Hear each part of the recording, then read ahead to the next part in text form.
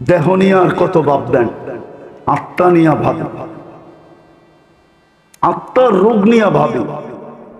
আমি দুটাই বলবো, যে দুটার কারণে আত্মার ভিতরে সবচেয়ে বেশি সমস্ত রোগের উৎস হলো আত্মার দুই রূপ থেকে।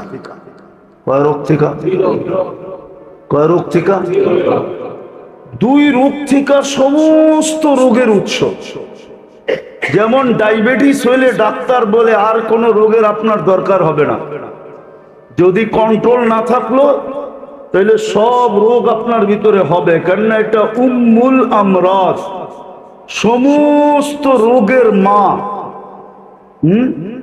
মাদার কি ইংলিশে জানি কি বলে, সমস্ত রোগের মা ইংলিশ কি? সমস্ত রোগের মা। ঠিক আধ্যাত্মিক সমস্ত রোগের মা হলো দুইটা। কয়টা? কয়টা?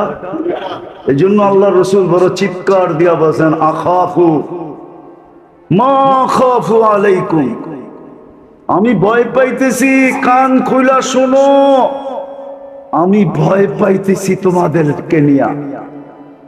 দুইবার বলছে আখাফু আখাফু, আমি তোমাদেরকে নিয়ে ভয় পাইতেছি। বলছে কি ইয়া রাসূলুল্লাহ? বলছে তাউলুল আমাল, লম্বা লম্বা আশা। প্রথম নাম্বার কি? লম্বা লম্বা, লম্বা লম্বা। কার মনে নাই? বলছে ইয়া রাসূলুল্লাহ লম্বা আশা হইলে কি হবে? তো বলছে তাউলুল আমাল ইউনসাল আখিরা, লম্বা আশা মানুষকে আখেরাত ভুলায় দেয়। আর যে আখেরাত ভুলা গেল সে যা খুশি তা করতে পারবে, তার দ্বারা সবকিছু হওয়া সম্ভব। চুরি হওয়া সম্ভব, ডাকাতি হওয়া সম্ভব, ছিনতাই হওয়া সম্ভব, ইয়াবাহা বেচা সম্ভব, ইয়াবাহা নেওয়া সম্ভব, জুলুম করা সম্ভব, ছিনানো সম্ভব, এভরিথিং সম্ভব যে আখেরাত ভুলা গেল। বলছে লম্বা আশা মানুষকে আখেরাত ভুলায় দেয়। আর আখেরাত যার চোখের সামনে নাই সে সব কিছু করতে পারে। ঘুষ, সুদ, জুলুম, সুলুম, যত কিছু হইতে পারে, অপকর্ম যাকে বলে, সমস্ত অপকর্ম তার দ্বারা হওয়া সম্ভব যে আখেরাত ভুলা গেল। আজকে আমরা আখেরাত ভুলা গেছি। আখেরাত, আখেরাত যে ভুলা যায়, হায় হায় হায় হায়, কসম খোদা, আখেরাত যার স্মরণ থাকে, কসম খোদার, ও তো পাও উঠাইতে পারে না। উঠাইতে গেলেও চিন্তা করে আখেরাত বনবে না বিগাড়বে, আখেরাত ঠিক হবে না বরবাদ হয়ে যাবে। ও তো পিঁপড়া পর্যন্ত মারতে পারে না, পিপিলিকা পর্যন্ত ওর হাতের আঙ্গুলের দ্বারা অহেতুক পদদলিত হইতে পারে না। কেননা পিঁপড়া আল্লাহর সৃষ্টি। কার সৃষ্টি? কার সৃষ্টি? কে সৃষ্টি করছে? মানুষ মারবে? এখন তো পিঁপড়া মারা কঠিন। কাউকে ৫,০০০ টাকা দিয়া বলেন কুকুরটারে মার, ও হাসি দিয়া বলবে কুকুরটা কি করছে, ওরে মারমু। বলেন না একটা মানুষ মারতে, মেরা ফেলবো। তো কুকুর মারতে রাজি হবে না, ও মানুষ মারতে রাজি। নাইলে মুসলিম সমাজে মাদক, মুসলিম সমাজে মাদক, মুসলিম যুবক মাদকে আসক্ত, মুসলমান মাদক বেচে। ওলামা আমাকে বলো, এখানে যে ওলামা আছে এটা কি তাসাব্বুর করা যায়?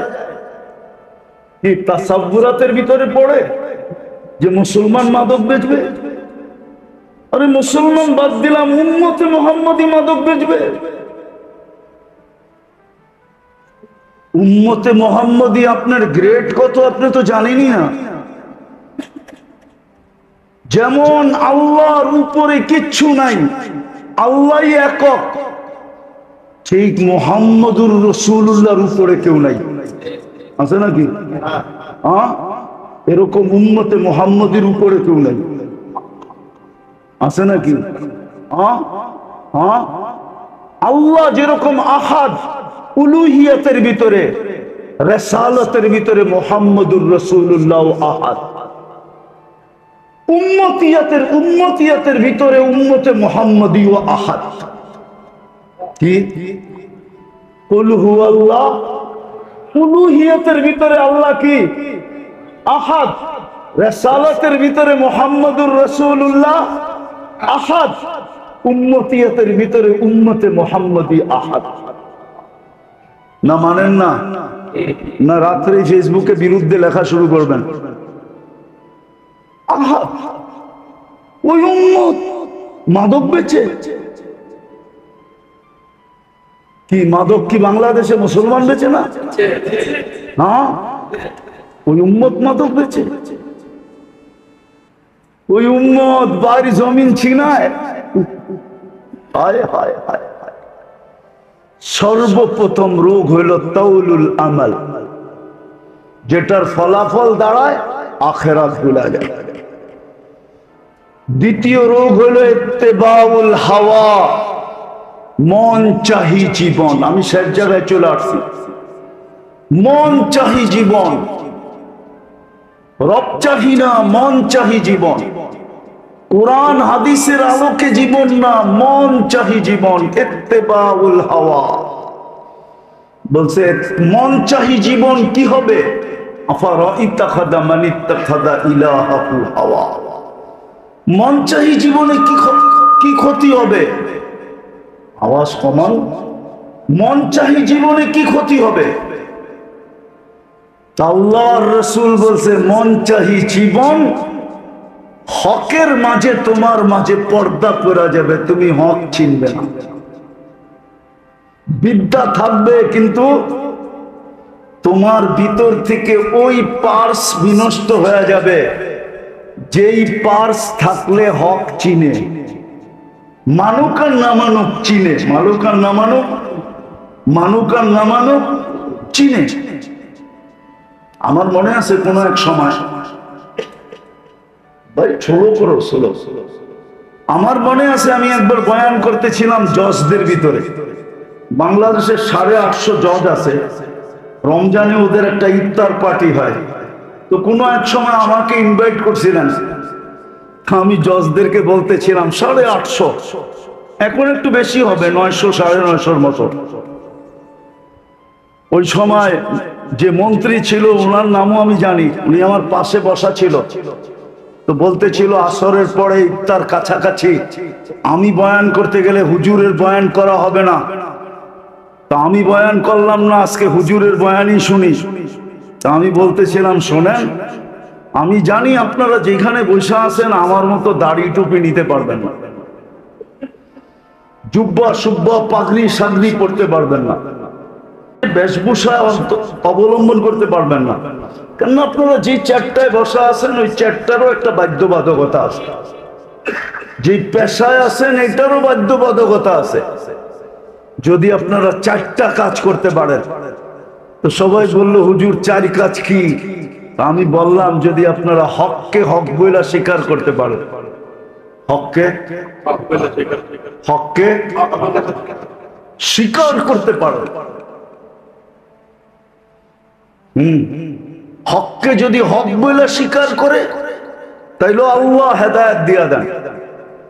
এজন্য আসিয়া যখন মুসা আলাইহিস সালামকে উঠায়া আইনা নিজের কোলে বসায়া ফেরাউনের কোলে দিতে চেয়েছিল, আর বলছিল আসা আইয়ান ফানা ও নাত্তাখিদাহু আলাদা, আমাদেরকে উপকার করবে। কেননা তুই তো আজ পর্যন্ত একটা বাচ্চা আমার কোলে দিতে পারস না, তুই তো পুরুষই না। যাও একটা আল্লাহ পাঠাইছে, চল, দুনিয়া তো জানে না এটা কার, আমাকে বইলেই ঘোষণা দিয়া দিমু। তো ফেরাউনের কোলে যখন দিতেছিল আর বলতেছিল আসা আইয়ান ফানা ও নাত্তাখিদাহু আলাদা, আমাদেরকে উপকার দিবে। আমরা সন্তান বানায় নিব। তো ফেরাউন চট করে বইলা ফেলছে, লাকি লাইসাদি, তোর হইলে হইতে পারে উপকার, আমার হবে না। তা আল্লাহর রাসূল বলছিল, লাউ আকাররা লাহাদাহুল্লাহ, যদি ও ওই মুহূর্তে ইকরার করতো, স্বীকারোক্তি দিত, আল্লাহ ওকেও হেদায়েত দিত। আমি বললাম হককে হক বইলা স্বীকার করা, তো বলতেছে হুজুর এটা তো সহজ। হক, দ্বিতীয় হইলো হককে কখনো ক্রিটিসাইজ না করা। আমার সমাজে দেখেন টকশোতে, কয়েকদিন আগেই শুনতেছিলাম একজনে টকশোতে বলতেছে মাদ্রাসাগুলা বলে গরিব বানানের কারখানা। কি এত আস্তে নাউজুবিল্লাহ করলেন? আপনারও দেখা যায় ওর দলের, ঠিক না? মাদ্রাসাগুলা হলো গরিব বানানের কি কি কি, আবার ও বলে সুশীল কি। তবে আমি আবার ওটার একটু সুশীল বলে না, আমি ওটারে আবার একটু মোটিফাই করছি, কেন আমরা ছোটবেলায় শুনছিলাম শীল কি। আমাদের দেশে একটা জাতি ছিল শীল কি, চিনেন? শীল কি কি? যে চিনেন চিনেন, যে চিনেন না ওরে আর চিনান দরকার নাই। তো সুশীল, এটা সুশীল না, এটা হলো সুশীল, শিক্ষিত শীল। মাদ্রাসায় বলে গরিব বানানোর কারখানা। দেখেন না এক একজন হুজুর করে নিয়ে কিভাবে ব্যঙ্গ করে, অথচ নিজে বিরাট বিরাট শিক্ষিত। ওই যে মনচাহি জীবন, ইত্তেবাউল হাওয়া, মনচাহি জীবন মানুষকে তার মাঝে আর হকের মাঝে পর্দা ঢেলা দেয়। শিক্ষা দীক্ষা সবকিছু থাকা সত্ত্বেও, যুক্তি তর্ক বোঝা সত্ত্বেও হককে মানে না। হক মানার ক্ষমতা তার ভিতর থেকে বিলুপ্ত হয়ে যায়। আর যার ভিতর থেকে হক মানার ক্ষমতা বিলুপ্ত হয়ে যায়, খোদার কসম ওকে দিয়া যা খুশি তা করানো যায়। ওকে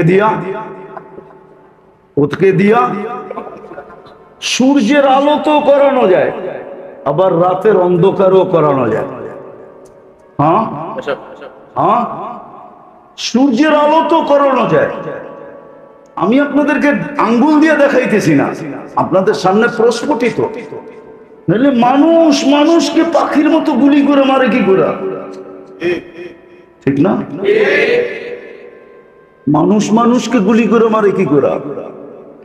মানুষ মানুষকে মারে, আবার স্বজাতিকে মারে, স্বদেশীকে মারে, আবার স্বভাষাভাষীকে মারে। ভাষা এক, দেশ এক, জাত এক, পাখির মতো গুলি করে মারে। বোঝা গেল হক ওর কাছে নাই, হক ওর কাছে নাই। কেননা ওর মন চাই জীবন হয়ে গেছে। এই দুটা রোগের থেকে আমাদেরকে বাঁচা উচিত।